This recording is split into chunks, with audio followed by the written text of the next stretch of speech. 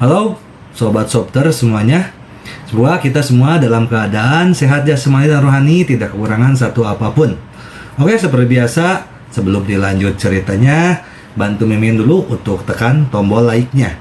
Terima kasih sesudah dan sebelumnya. Oke, kita lanjutkan saja ceritanya. Yus. Bab 2737 sampai bab 2740. Ada begitu banyak gunung tinggi dan pegunungan sehingga kera pun harus khawatir ketika mereka datang. Namun, bagi dua orang yang telah mencapai tingkat Dewa Tanah, mereka tentu saja tidak peduli dengan penghalang pegunungan tersebut. Keduanya memasuki pegunungan dan melihat sekeliling. Meski hari sudah senja, mereka masih bisa melihat warna hijau yang berbeda-beda bercampur di sekitar mereka. Hutan pegunungan sepi, sisa-sisa sinar matahari terbenam menyinari hutan pegunungan. Kadang-kadang terlihat beberapa burung yang lelah kembali ke sarangnya, yang terlihat seperti pemandangan yang damai. Hanya saja banyak sekali bahaya dan rahasia yang tersembunyi di pegunungan.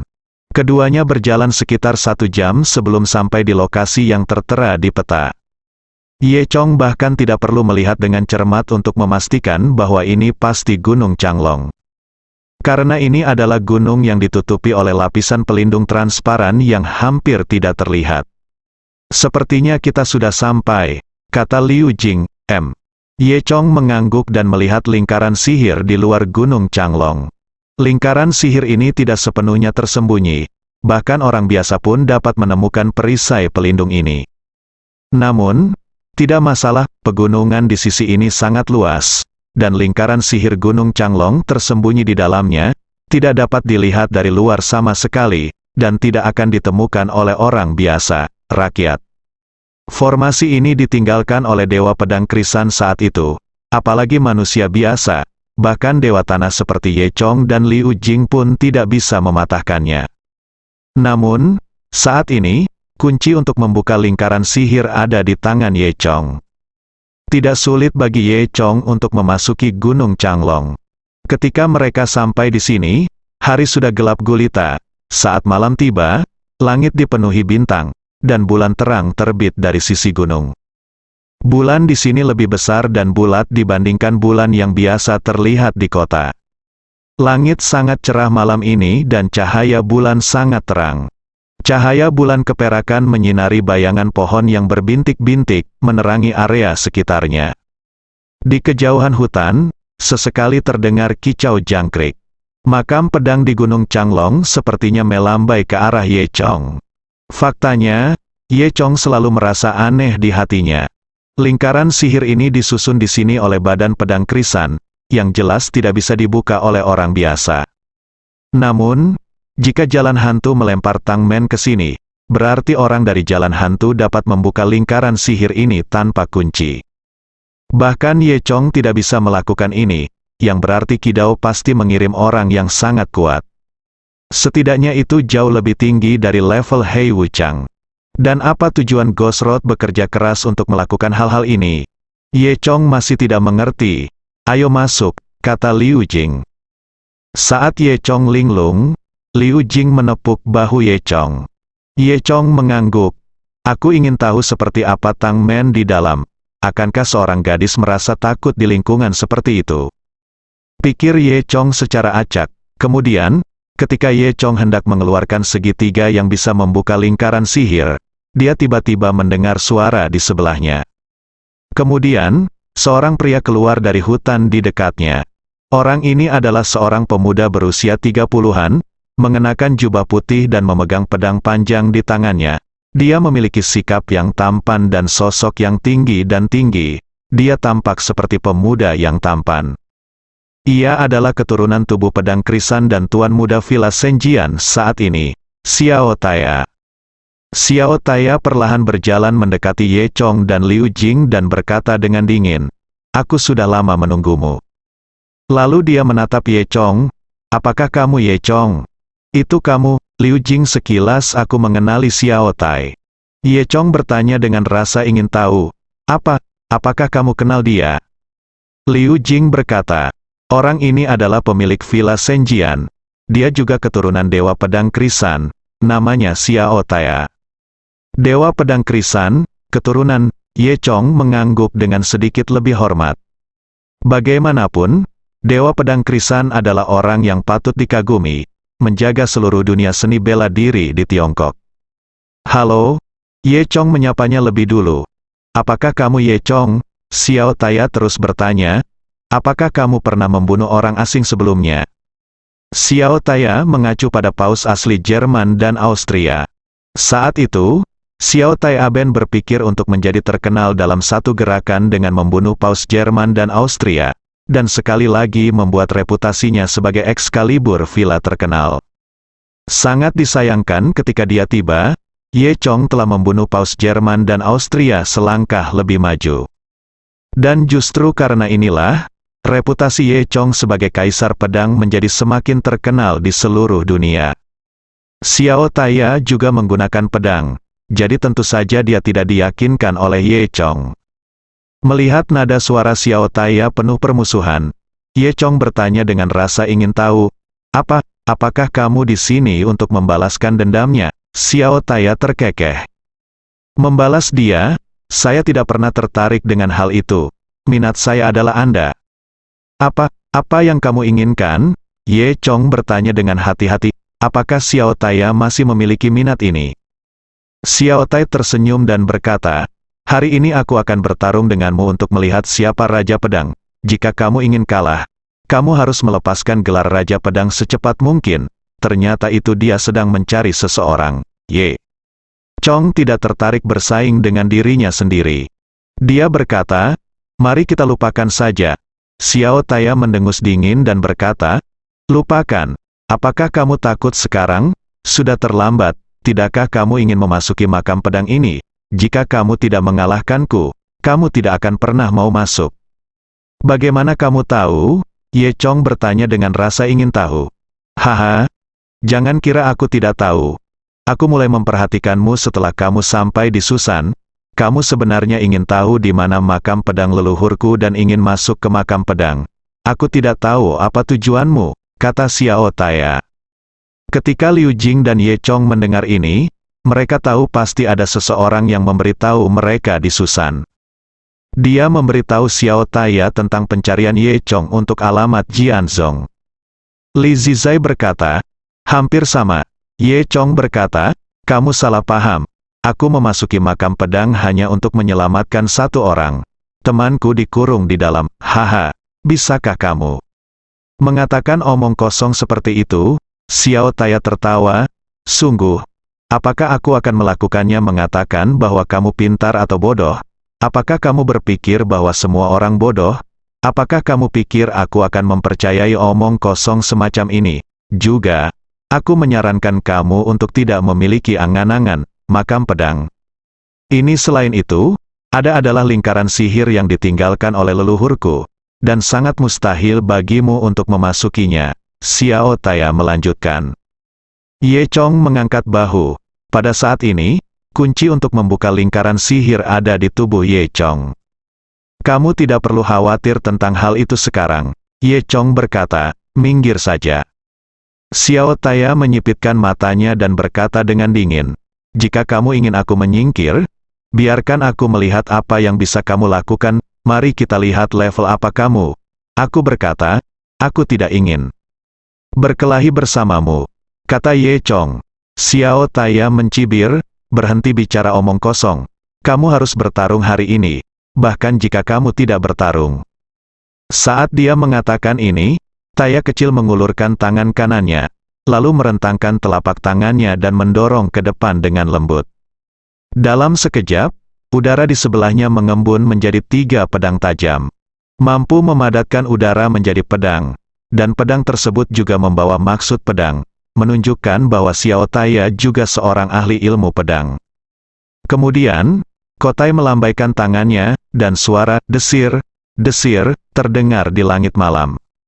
Dalam sekejap mata, 3 pedang menembus jantung Ye Chong. Ye Chong memukul dengan keras, hanya untuk mendengar ledakan udara. Ye Chong meninju ke 3 pedang udara hingga berkeping-keping. Apakah kamu benar-benar ingin mengambil tindakan? Ye Chong bertanya dengan dingin. Tentu saja, Aku harus mengalahkanmu hari ini, untuk menjunjung tinggi nama Villa Pedang Ilahiku, Xiao Taya berkata. Namun, kamu memiliki beberapa trik di lenganmu, yang membuatku semakin bersemangat, katanya. Xiao Taya melihat tiba-tiba meraih gagang pedang panjang yang dipegang di tangan kanannya. Saat Xiao Taya menggenggam gagang pedangnya, zeki yang kuat dan dahsyat meledak, terlihat dengan mata telanjang, gelombang kejut meledak ke segala arah. Tindakan memegang gagang pedang saja sudah bisa mengeluarkan kekuatan yang begitu dahsyat. Harus dikatakan bahwa kekuatan Taya kecil ini juga sangat mengagumkan. Ye Chong memuji dalam hatinya, dan ketika Ye Chong sedang berpikir liar, gelombang kekuatan telah tiba di depannya dan Liu Jing. Ye Chong mendengus, lalu mengulurkan telapak tangannya, dan aliran energi sejati melonjak, membentuk perisai melingkar di depannya dan Liu Jing. Kemudian, hanya terdengar suara ledakan, dan gelombang kekuatan membombardir perisai tersebut. Namun perisai tersebut hanya berguncang dan tidak hancur. Melihat ke arah saat ini, gelombang kekuatan dahsyat yang menyebar ke arah lain menghancurkan semua pepohonan di sekitarnya. Ruang terbuka di depan ketiga orang itu meluas membentuk lingkaran. Melihat adegan ini, Liu Jing mengagumi. Seperti yang diharapkan dari penerus Dewa Pedang Krisan, dia sangat kuat. Ye Chong, kamu harus berhati-hati. Ye Chong sedikit tersenyum. Pada Liu Jing, jangan khawatir. Kamu menjauhlah dulu agar tidak terluka, tidak bersalah. Taya kecil mencibir dan berkata, ya, jika aku menyakitimu, murid Susan, aku tidak akan bisa menjelaskannya kepada Susan, jadi tolong mundur. Liu Jing menghentakkan kakinya dengan marah, tapi berpikir sejenak, atau mundur. Kemudian, Xiao Taya berkata, Ye Chong, tunjukkan kemampuanmu yang sebenarnya, jika tidak kamu akan mati dengan menyedihkan. Saat dia berkata, Xiao Taya melangkah maju dan bergerak menuju Ye Chong. Dalam sekejap mata, Taya kecil sudah berada di depan Ye Chong. Kecepatannya telah mencapai tingkat yang tidak terbayangkan. Pada saat ini, meskipun tubuh aslinya telah tiba di depan Ye Chong, bayangan sisa masih dapat dilihat di tempat dia awalnya berdiri. Kemudian, saya melihat bahwa setelah Xiao Taya tiba di depan Ye Chong, dia tidak mengeluarkan pedangnya dari sarungnya, dia langsung menggunakan pedang tersebut untuk membawa sarungnya, membenturkan dan membenturkan tubuh Ye Chong. Hanya dalam 1 detik, 36 titik utama pada tubuh Ye Chong disadap. Setiap diklik akan mengeluarkan bunyi ding dong dang, seolah emas dan besi berpotongan. Kemudian, Xiao Taya pindah dan kembali ke posisi semula. Kecepatannya sangat cepat sehingga seluruh rangkaian gerakannya halus dan mulus, dan hanya membutuhkan waktu beberapa detik. Dari awal hingga akhir, Ye Chong tetap tidak bergerak, hanya berdiri di sana. Xiao Taya baru saja mengetuk 36 titik akupuntur Ye Chong, yang masing-masing merupakan titik vital. Dia tidak percaya Ye Chong masih bisa bergerak sekarang. Xiao Taya mengejek dan berkata, saya pikir dia adalah karakter yang kuat, dia rentan. Ye Chong tidak menjawab, dia hanya tersenyum dan menggerakkan tubuhnya. Dia berkata, apa, setiap kali sebelum pertempuran, apakah kamu harus memberi pijatan pada lawanmu? Ye Chong menggelengkan lehernya dengan santai. Melihat Ye Chong masih bisa bergerak dengan luwes dan leluasa, senyuman di wajah Xiao Taya langsung membeku. Kamu, bagaimana ini mungkin? Kamu benar-benar bisa bergerak? Xiao Tai tidak percaya. Ye Chong tersenyum sedikit. Dia memiliki tubuh emas yang tak terkalahkan, dan teknik akupuntur sudah lama tidak efektif melawannya. Meskipun Xiao Taya sangat kuat, itu tetap merupakan serangan yang tidak berguna. Xiao Taya menyipitkan matanya dan berkata, oke, kamu benar-benar memiliki beberapa kemampuan, aku masih meremehkanmu, kalau begitu mari kita lihat kemampuan seperti apa yang kamu miliki. Saat dia mengatakan itu, gergaji suang Xiao Tai arahkan jari-jarimu untuk membentuk pedang, mengumpulkan kekuatan di ujung jarimu. Dalam sekejap, ratusan pedang panjang terkondensasi di belakangnya. Kali ini tidak seperti gerakan sebelumnya. Ratusan pedang ini semuanya dipadatkan dengan energi sejati, begitu padat sehingga menempati separuh langit dan sangat menyilaukan di malam hari. Segera setelah itu, Xiao Taya menunjuk ke arah Ye Chong di udara, dan ratusan pedang meluncur ke arah Ye Chong.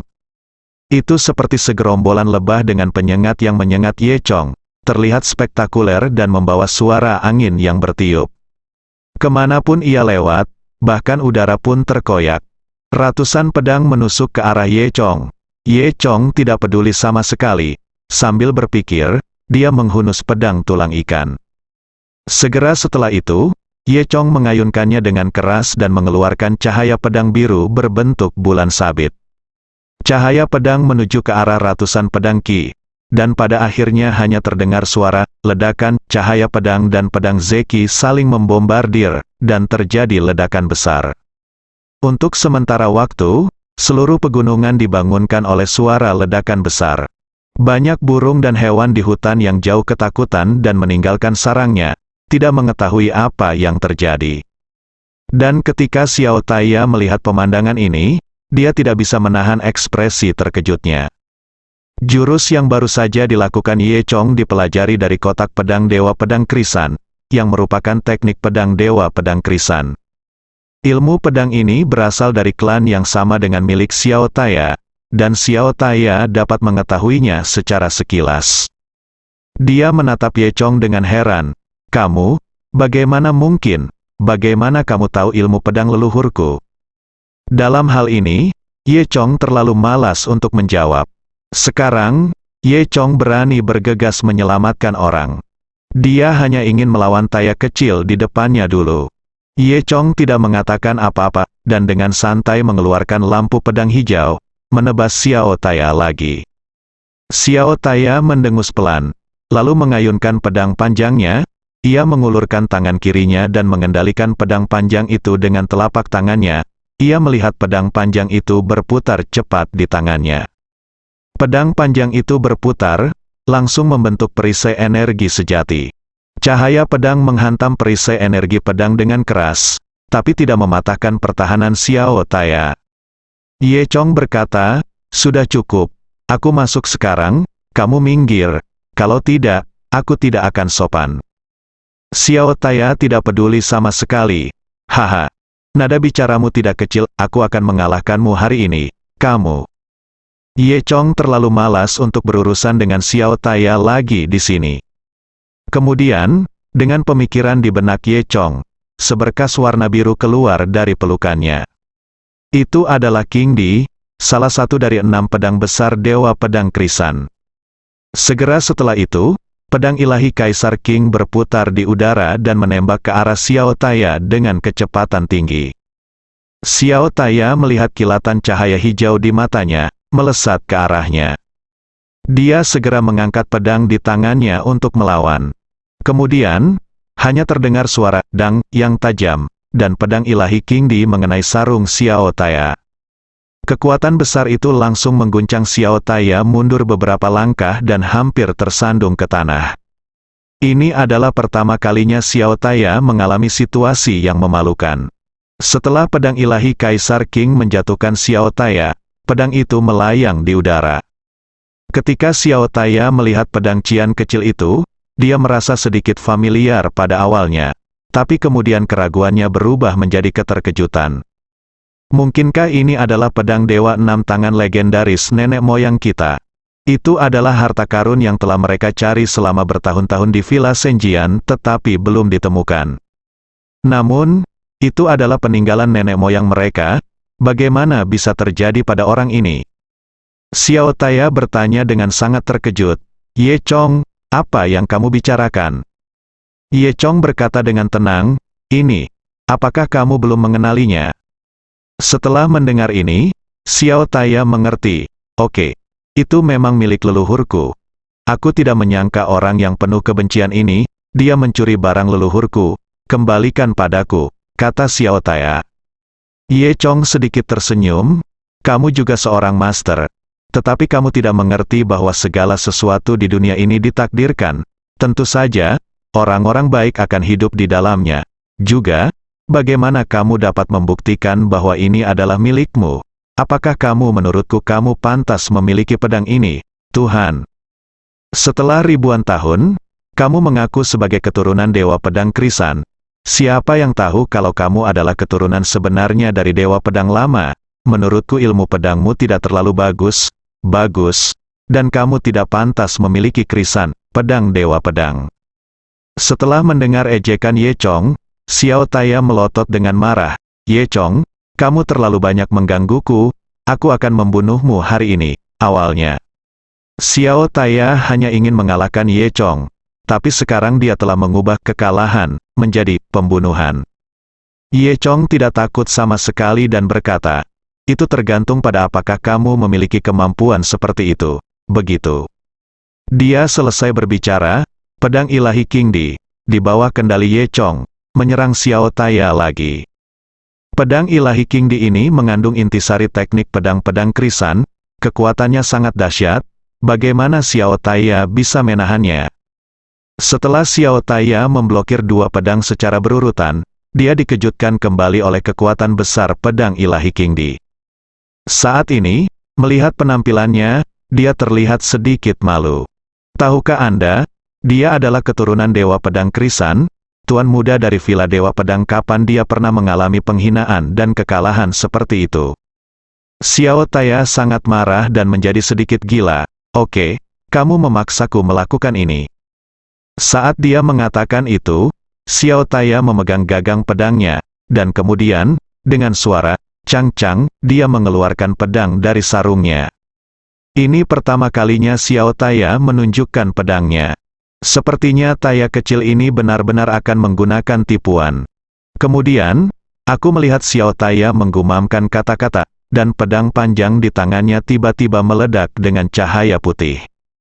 Ye Chong, mati. Saat dia mengatakan itu, pedang panjang di tangan Xiao Taya mulai berputar dengan cepat. Ye Chong tidak peduli dan terus berdiri di sana dengan santai, diam-diam menonton penampilan Xiao Taya. Kemudian, aku melihat pedang panjang di tangan Xiao Taya berputar semakin cepat, seperti baling-baling helikopter. Dan saat pedang panjang itu berputar, sinar pedang ditembakkan satu demi satu dari pedang panjang yang telah berubah menjadi cakram. Sinar pedang ini melesat ke arah Ye Chong dengan cepat. Ye Chong tidak panik sama sekali. Saat cahaya pedang melesat ke arahnya, Ye Chong mendesak pedang ilahi Kaisar King untuk memblokirnya di udara. King Di lebih cepat dalam sekejap, meski ada puluhan lampu pedang Xiao Taya. Setelah King Di memblokir satu, dia bisa langsung terbang ke tempat kedua dan memblokir yang kedua. Setiap kali cahaya pedang bertabrakan dengan pedang ilahi Kaisar King, semburan bunga api meletus. Untuk sesaat, suara gemuruh terdengar tanpa henti, dan percikan api meledak di langit satu demi satu. Ye Chong mengaktifkan pedang ilahi Kaisar King dan melawan cahaya pedang ini dengan mudah. Saat ini, melihat Xiao Taya, dia tersipu dan mengertakkan gigi, jelas menggunakan seluruh kekuatannya. Ilmu pedang Xiao Taya jelas sangat melelahkan untuk digunakan. Tapi setelah serangkaian serangan, Xiao Taya bahkan tidak bisa menembus pedang ilahi King Di. Tentu saja, hal ini tidak bisa disalahkan pada Xiao Tai. Roh pedang Dewa Pedang Krisan begitu luar biasa sehingga secara alami bukanlah sesuatu yang bisa ditangani oleh Xiao Taya. Saat ini, mata Xiao Taya memerah, dan dia jelas-jelas sudah gila. Kemudian, dia berteriak dengan keras, Excalibur 7 pedang jatuh. Xiao Taya berteriak keras, lalu melemparkan pedang panjang itu ke udara. Dan dalam sekejap mata, pedang panjang itu terbelah menjadi 7 pedang panjang dengan penampilan yang sama, dan kekuatannya menjadi 7 kali lipat, tidak kurang. Segera setelah itu, 7 pedang panjang, di bawah kendali Xiao Taya, terbang menuju Ye Chong. Ye Chong mengaktifkan pedang ilahi King Di lagi, mencoba menahan serangan Xiao Taya. Kemudian, hanya terdengar ledakan, pedang ilahi Kaisar Azure dan pedang panjang pertama bertabrakan, dan gelombang kekuatan besar meletus. Namun, kali ini gerakan Xiao Taya terlalu cepat. Hampir pada saat yang sama, 6 pedang dewa yang tersisa telah melewati pedang ilahi King Di dan menuju ke arah Ye Chong. Saya harus mengatakan bahwa wanita kecil ini cukup mampu. Dia sebenarnya mampu menembus pertahanan pedang ilahi Kaisar Qing dan menikam Ye Chong secara langsung. Namun, Xiao Taya tidak tahu bahwa dia baru saja menembus pertahanan pedang pertama, dan bahwa Ye Chong masih memiliki 5 pedang dewa-dewa pedang krisan di tangannya. Saya melihat 6 pedang panjang Xiao Taya menyerang Ye Chong dari sudut yang berbeda, kecepatan yang berbeda, dan postur yang berbeda. Dari kejauhan, mereka tampak seperti sekelompok setan yang menari dengan liar. Dalam sekejap mata, 6 pedang ilahi ini sudah dekat dengan Ye Chong. Ye Chong tidak panik sama sekali. Begitu dia berpikir, cahaya perak dingin juga terbang dari pelukannya. Itu adalah pedang dewa kedua dari dewa pedang krisan, Yin He. Begitu sungai Yin keluar, langsung mengeluarkan cahaya perak, yang tampak seperti bima sakti melintasi langit di langit malam. Kemanapun cahaya perak lewat, itu langsung menyelimuti 6 pedang panjang Xiao Taya. Kemudian, hanya suara ping, ping, ping, ping, ping, ping, ping, ping, ping, ping, ping, yang terdengar dalam cahaya perak. Tanpa mengambil nafas, ke-6 pedang panjang Xiao Taya telah ditebas. Dan meskipun dia tidak bisa melihatnya, Xiao Taya bisa merasakannya. Sebelum Xiao Taya terkejut, Yin He sudah berlari ke arahnya dengan ekor perak. Xiao Taya bereaksi dengan cepat, dia mengulurkan tangannya dan menggenggamnya di udara, mengambil kembali pedang panjang yang dia lawan dengan Qingdi di tangannya. Itu adalah pedang aslinya. Kemudian, Xiao Taya berteriak keras dan mengangkat pedang panjangnya. Kekuatannya yang kuat terkonsentrasi pada pedang panjang itu, membentuk perisai energi pedang di depannya.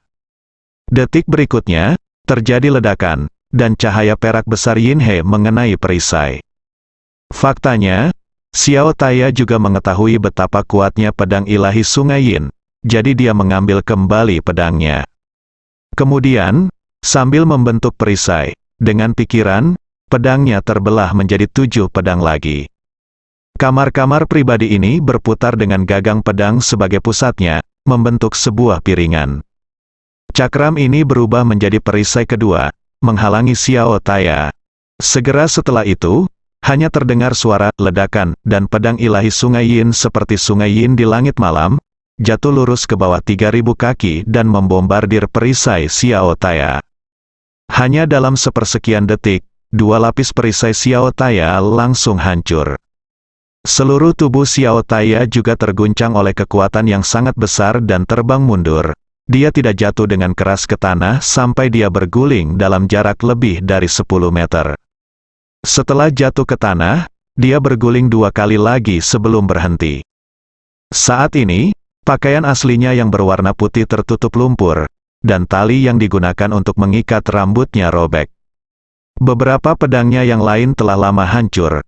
Hanya menyisakan 1 pedang aslinya. Setelah berputar beberapa kali di udara, pedang itu mengarah ke bawah dan tertancap di tanah, tepat di sebelah Xiao Taya. Pedang ilahi Yin He menghempaskan Xiao Taya dengan 1 serangan, dan kemudian 2 pedang dewa Yin He dan Qingdi masih melayang di udara, 1 hijau dan 1 putih, yang sungguh spektakuler. Ketika Liu Jing melihat pemandangan ini, dia tidak bisa tidak mengaguminya secara diam-diam. Saya harus mengatakan bahwa Ye Chong sangat kuat dan selalu memberikan kejutan tak terduga kepada Liu Jing. Pada saat ini, kekuatan Ye Chong telah berkembang pesat, dan dia mampu sepenuhnya mengendalikan pedang Qingdi dan Yin He dengan bilah krisan. Melihat Xiao Taya lagi, dia jatuh ke tanah, terlihat sangat malu. Matanya tajam, giginya terkatup, dan matanya merah, dia jelas merasa telah dipermalukan. Sebagai tuan muda Villa Senjian, kapan dia pernah dihina seperti ini? Xiao Taya bangkit dengan marah. Kali ini dia terlihat sedikit gila dan jatuh ke dalam keadaan gila. Ye Chong, jika aku tidak membunuhmu hari ini, aku bersumpah aku tidak akan menjadi manusia. Saat dia mengatakan itu, dia mengulurkan tangannya ke arah pedangnya. Pedang yang telah ditancapkan ke dalam tanah. Ketika Xiao Taya mengulurkan tangannya, pedang itu berdengung 2 kali, lalu terbang keluar dari tanah dan terbang langsung ke tangan Xiao Taya. Setelah Xiao Taya memegang pedangnya, dia tidak berkata apa-apa. Dia mengertakkan gigi dan memusatkan seluruh kekuatannya pada pedang itu. Kemudian, Xiao Taya berkata dengan ekspresi yang sangat dingin, "Terimalah jurus pamungkasku. Aku telah berlatih keras selama 10 tahun sebelum aku menguasai jurus pamungkas dari Villa Pedang Ilahiku.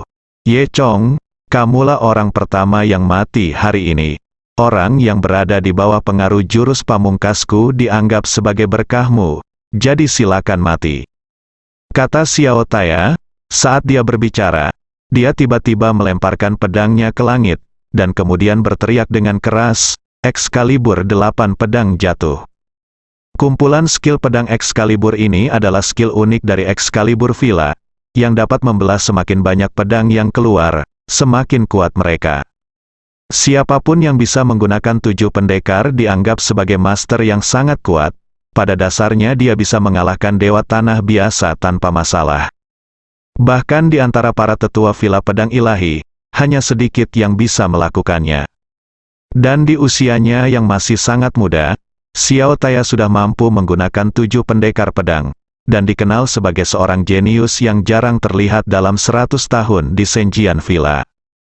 Bahkan para tetua dari Villa Senjian mengatakan bahwa bakat Xiao Taya mungkin sebanding dengan pedang krisan saat itu.